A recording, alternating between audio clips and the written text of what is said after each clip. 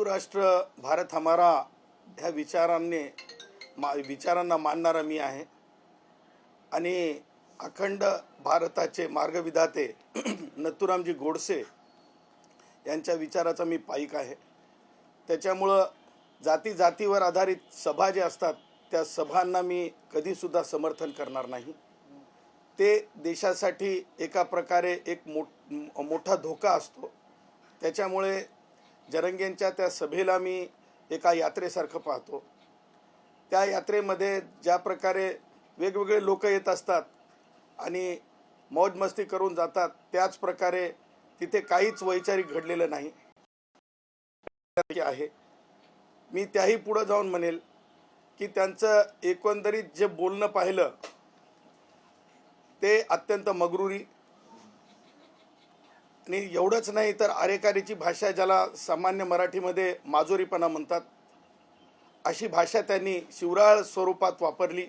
Defamatory आहे आणि म्हणून त्यांची अकलेची कुवत आता उघडी पडलेली आहे। मी जे आहे महाराष्ट्रासमोर आणि देशासमोर सांगू इच्छितो, एखाद्या जात समूह म्हणून लोकांना काहीतरी मृगजळ दाखवून एकत्रित आणून कोणीतरी गलिच्छ राजकारण करत असेल, कोणीतरी म्हणण्यापेक्षा राष्ट्रवादी काँग्रेसचे वयोवृद्ध पुढारी शरद पवार यांनी उत्तर द्यावं की ते आरक्षणाच्या मराठ्यांच्या समर्थनात किती काळ होते आणि त्यांनी वेगवेगळ्या ठिकाणी भाष्य करत जरंगेंना पाठिंबा कोणत्या कोणत्या स्वरूपात दिला ते त्यांनी जाहीर करावं। उद्धव ठाकरेंनी ते जाहीर करावं। आणि त्या पुढे जाऊन मला हे म्हणायचं आहे की विराट अशी म्हणजे न भूतो न भविष्यती अशी काही ती सभा झालेली नाही, सगळ्यांनी डोळ्यांनी पाहिलेली आहे। यात्रा सुद्धा त्याच्यापेक्षा मोठ्या होतात। त्याच्यामुळे मला त्या फार मोठे ब्रीद त्या गोष्टीला लावण्याचा माझा काही म्हणजे माझा इरादा नाही आहे। मला एक सांगायचं आहे, टीका करताना एक मराठा लाख मराठा सदावर ते बोलतात आझाद मैदानात असं ते म्हणाले। मला डंके की चोट पे सांगायचं त्यांना, एक मराठा लाख मराठा ही घोषणा सैन्यातली आहे, जातीची नाही आहे। मातृभूमीचं रक्षण करणाऱ्या सीमेवरची ती घोषणा आहे। त्या सीमेवर सगळे सैनिक असतात। त्यामुळं त्यांना रानभुलं असलेल्या माणसासारखं ते बोलत राहिले। बिना पेंद्याच्या लोट्याप्रमाणे त्यांचं ते चाललेलं होतं। त्याला मी म्हणतो बरगळणं म्हणेल, मी भाषणही म्हणता येणार नाही, कीर्तनही म्हणता येणार नाही, बरगळणं होतं। त्या पुढं मला जाऊन म्हणायचं आहे, ज्या प्रकारे त्यांनी अत्याचाराची भाषा केली, बघून घेऊ, आंदोलन सुरू करू, पोलिसांना सुद्धा धमकीवजा आज सुद्धा बोलण्यात आले।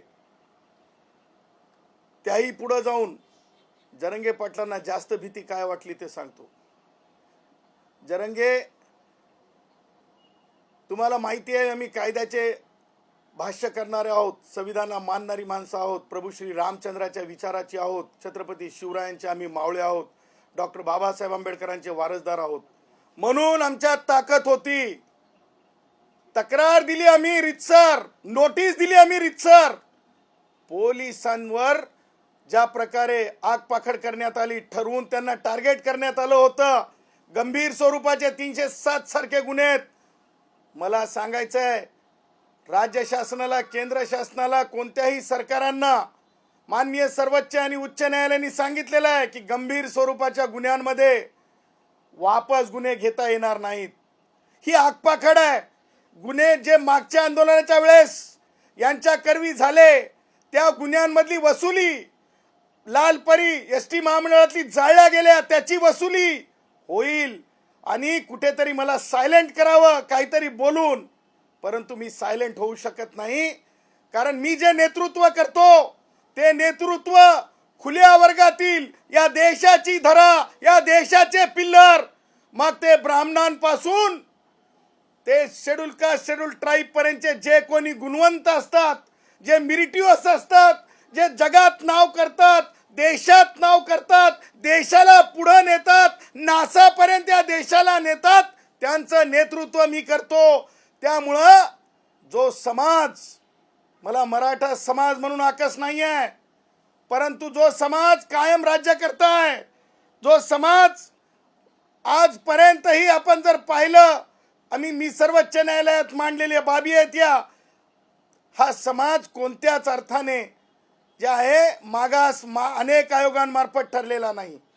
हा समाज जो आहे सर्वोच्च न्यायालयाने मागास म्हणून नाकारलेला आहे. हा समाज जो आहे, हे समाजाला दिलेलं आरक्षण जे आहे माननीय सर्वोच्च न्यायालयाने असंविधानिक ठरवलेलं आहे, अल्ट्रा व्हायरस ठरवलेला आहे तो कायदा. आरक्षण जरंगे हे मागणीवर नसतंय, आरक्षण जरंगे हे परिस्थितीवर असतंय. आज सुद्धा जरंगे स्वतःला पाटील म्हणतंय. मला सांगा, पाटील की कुणाकडे असते? सुपरमसी मध्ये असते. सुपरमसीसाठी आरक्षण आहे का? नाही, नो.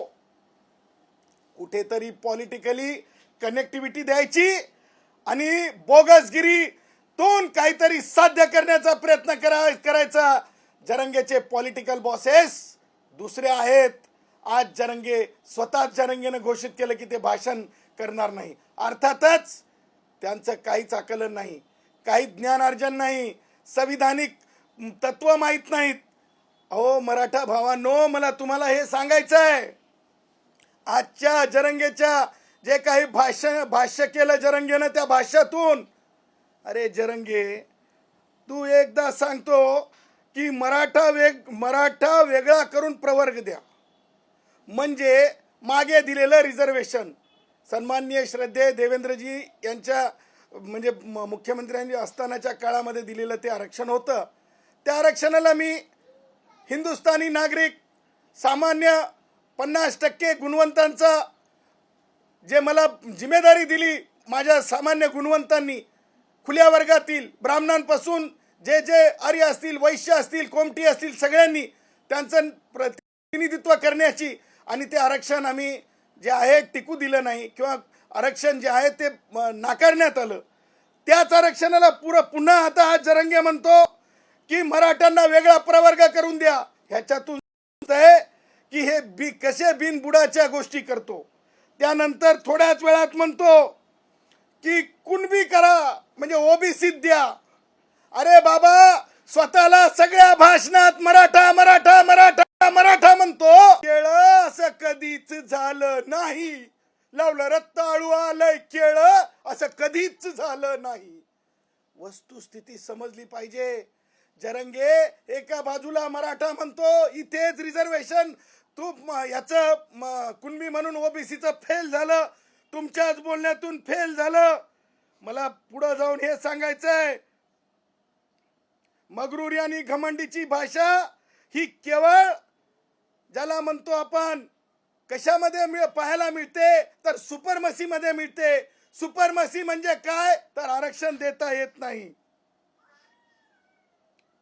म्हणे सारथी श्रद्धेय देवेंद्रजी, उपमुख्यमंत्री, मुख्यमंत्री एकनाथजी शिंदे यांनी जे सारथीला जे काही बजेट दिलं, ते बजेट तरी देता येते का, असा माझा दुसरा प्रश्न आहे.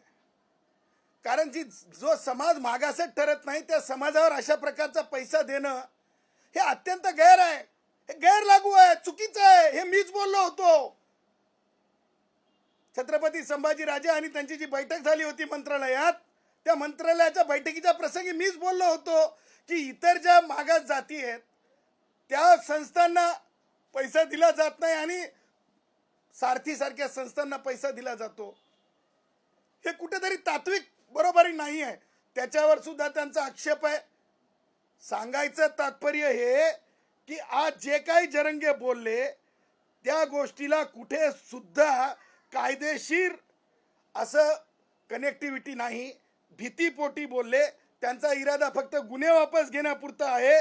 त्यांचा आरक्षणाशी संबंध नाही.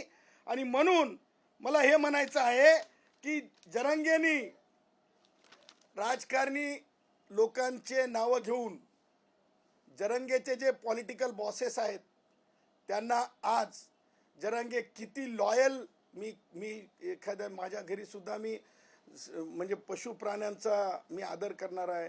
माझ्याकडे तर म्हणजे डॉंकीपासून सगळे प्राण्यांचा लाड करणारा माणूस आहे. मी म्हणणार नाही की लॉयल डॉग म्हणून, कारण मला ते म्हणावं वाटणार नाही. परंतु आज जरंगेनं त्याच्या पॉलिटिकल बॉसेसला ते दाखवून दिलेलं आहे की ते किती प्रामाणिक बोलू शकतो.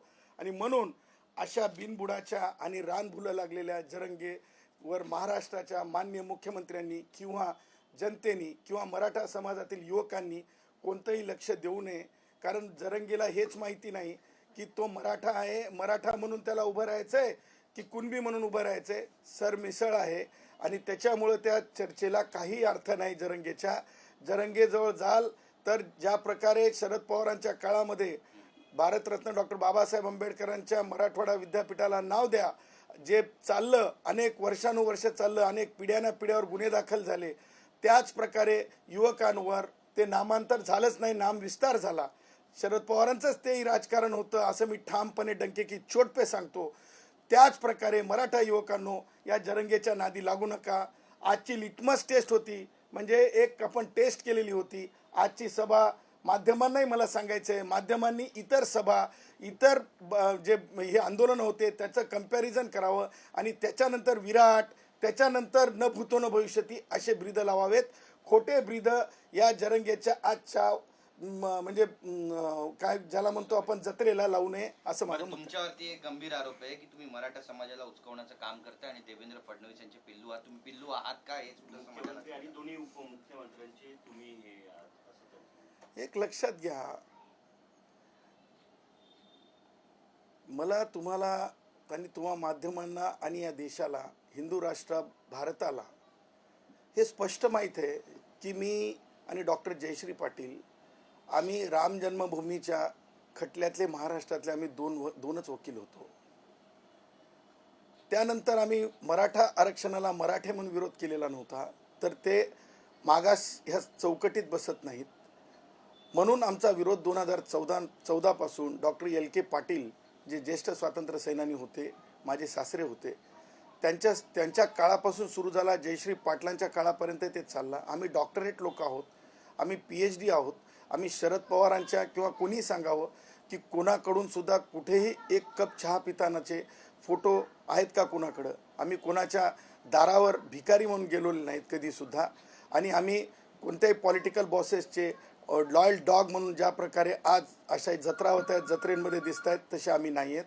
स्पष्टपणे सांगायचं की खुल्या वर्गातील जे गुणवंत विद्यार्थी आहेत त्या गुणवंत विद्यार्थ्यांसाठीचं आमचं नेतृत्व आहे आणि तरच देश अखंड राहील नथुरामजी गोडसे यांच्या विचारांप्रमाणे. म्हणून ती आमची जिम्मेदारी आहे. आणि सर्वच राजकारणी म्हणजे शरद पवार जे राष्ट्रवादी काँग्रेसचे वयोवृद्ध पुढारी आहेत किंवा उद्धव ठाकरे आहेत त्यांच्यासारखे नाहीत. काही राजकारणी जे आहेत ते स्वच्छ प्रतिमेचे आहेत. आणि देवेंद्रजीबद्दल सांगायचं झालं तर आरक्षण मराठ्यांना कोणी दिलं होतं हे तरी यांनी जरंगेनी पाहायला पाहिजे. आरक्षण मराठ्यांना श्रद्धे देवेंद्रजी फडणवीस यांच्याच काळात दिल्या गेलेलं आहे. देवेंद्रजीच्या नंतरच्या काळामध्ये आरक्षण गेलेलं आहे. केवळ मला परत माध्यमांना सांगायचं आहे की जी आगफाकड आहे ना ती शरद पवारांची आगफाकड आहे. आणि त्या पुढं जाऊन मला हे सांगायचं आहे मराठा भावांना की जे मृगजळ आहे याच्या मागे लागू नका, गुणवंतांची गुणवत्ता खराब करू नका आणि हे न मिळणारी बाब आहे. नाही, पण ते असं पण म्हणतायत की तुम्ही मराठा समाजाला उचकवताय.